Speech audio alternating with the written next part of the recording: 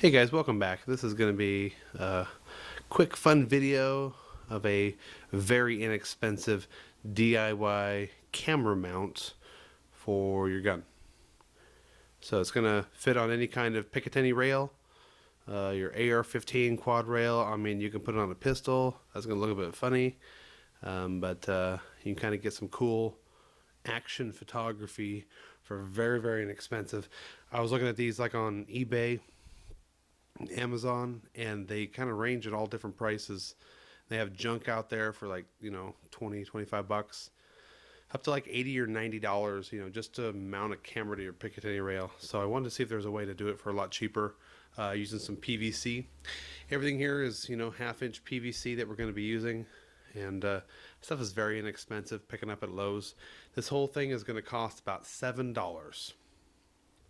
So first I want to go real quick through the actual materials. This is a 1-inch scope rings made by Simmons. These are the super budget ones. I picked these up at Sportsman's Warehouse. They were $9 for a pair. They always come in pairs. We're only going to be using one of them, so that's already $9. I divided that in half to make it look like this was a less expensive build. So if you and your buddy are making one, you can build, buy one set. But those are just some basic 1-inch scope rings by Simmons. I've already installed it on this first piece of PVC. So the scope rings do not really fit the half-inch PVC. It's just a little bit too loose. So I use some blue tape. You can use some like foam or some kind of other spacer. You might want to be creative. The blue painter's tape worked out well. I went around about 14 times, and then I, tightened this puppy down with the Allen wrench that comes with it, and it has a good fit to it. And this will fit on your quad rail, Picatinny rail, whatever you have on your gun. I mean, it can go on a pistol too if you have like the under, the rail, the tactical rail underneath it. So this is starting out with a 3-inch PVC. We have an elbow, 29 cents. The T, 33 cents. I have two plugs. Those plugs are 45 cents a piece. All right, and this is the cap. This is very important in the operation. Like I said, everything here is half-inch PVC. There's nothing that deviates from that size. And let's see, what else do we leave out? So we did cut some very small pieces. These are 1 1/4 inch sections. You need 2 of those. This is a 3-inch section, about 3.5 actually. This can vary. You kind of have to watch. Is it going to get close to the end of the barrel, and is this side going to get too close to the ejection cover? Obviously, you can use it for any gun you want, but I'll be fitting it to my AR-15. And then we got some smaller pieces here. This bolt is a 1/4 inch, threaded all the way up. It is a Phillips head, but if you can find like a standard screwdriver or a hex head, it actually makes it a little bit easier, because this is the part that's going to be coming up through the bottom of the T, which I'll show you here in a second, to actually mount the camera. So this is your standard 1/4 inch to mount to a bottom of a camera. 2 1/4 inch nuts. This is a spring. I just got this at Lowe's in the accessory bins, and this is going to go on the bolt, and of course I will show you that pretty soon. And then some small washers. I just kind of using some washers I found, so I don't know exactly how many I'll need yet, but I'll show you where those come into play. And that's it for materials. The rest of it, as you can see, is tools. Cutter, PVC cutter. This is a must. Man, these things are great. Don't have to worry about sawing through the PVC. Screwdriver. I have a standard here. I should get a Phillips. Pen, measuring tape, drill with a 1/4 inch drill bit. We're going to drill through the PVC, through the plug, through the T that I'll show you here in a second. Blue tape like we talked about, and then I use them with channel lock pliers when I'm compressing the fittings in here. I'll take my channel locks and just drive them home, because I won't be using any glue for any of this. And that gives you the portability to be able to move the pieces, like if you need to turn the camera around or if you want to put it on the bottom of the gun. You kind of have a lot of options.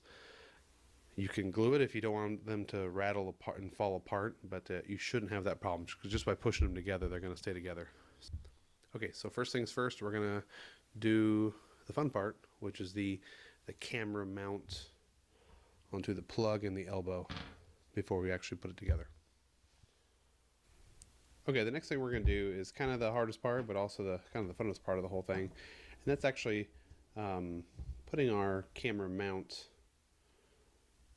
onto our little rig. That's by taking our plug and our T. Of course, these are all 1/4 inch, and we've drilled in these are 1/2 inch. We drilled a 1/4 inch hole with our 1/4 inch bit in there on either side, as center as we could.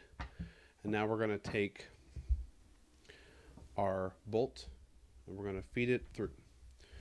I found to get about the right depth, you need to put on like 2 washers, and those work as spacers, so that we're putting up through here, you get about the right height for the camera. Because if you left these off here, it'd be sticking up a little bit too far and doesn't go down all the way.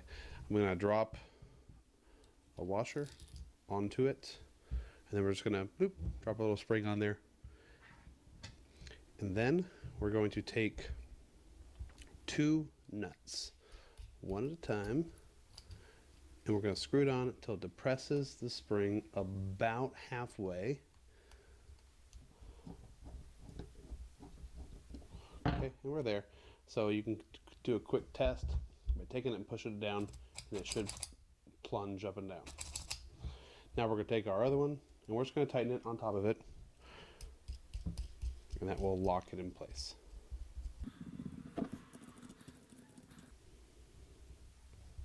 And that's it. That's about the hardest part of the whole operation.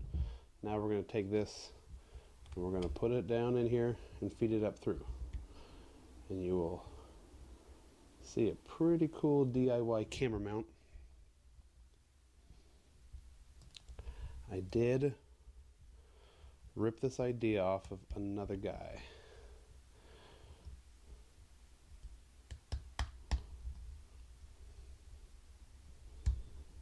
Okay, and there it is. So I'm going to take my channel locks and crimp that down, but before we do it, we're going to test it out. It should be plunging up and down, and it does okay.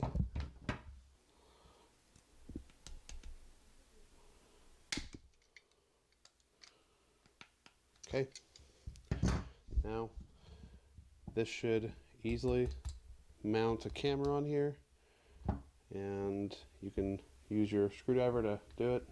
Can't really do it by hand, so it's nice to have a Phillips on hand, but this should plunge up and down. It looks like it'll do just fine. Alright, and that is literally the hardest part, is putting on our mount here. And we're ready to kind of put it all together. We got all our pieces here. If you are not liking, the white with the lettering and the barcodes on it, you can pick up yourself some spray paint for plastic and go with it whatever color you want. Let's go and put it together. Okay, so we have our scope ring mounted on here, like we talked about with the plastic already. I mean, before someone asks, yeah, you can put the second one on there to make it more durable, but we're going to do it James Bond style. Just keep it simple and put this on here. So, all right, let's go and put it together. So we got one plug, and you could save money by skipping the plugs, because that is just for decoration. I just don't like the open ends. All right, elbow, and we got 2 little stems for joining it, and then our actual mount. All right, and the last 2 pieces are just so the end looks finished. Completely optional. When you pop it all together, it looks pretty cool. The camera itself will obviously be able to be reversed if you want to, aim it towards the operator. But that's essentially it. We'll take a quick break and we'll put this on the gun tonight and see how it works. Here's how it's going to work.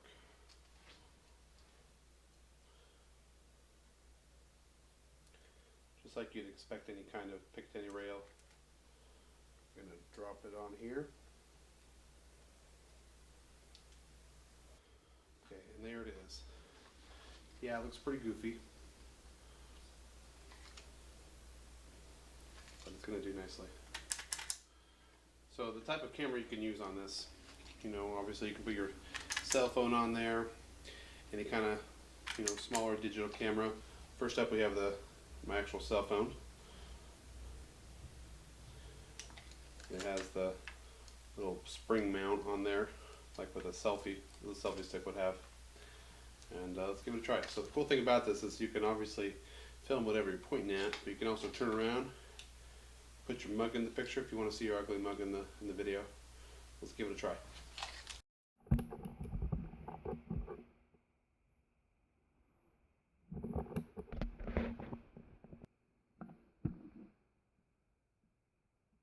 And here we are, facing the operator.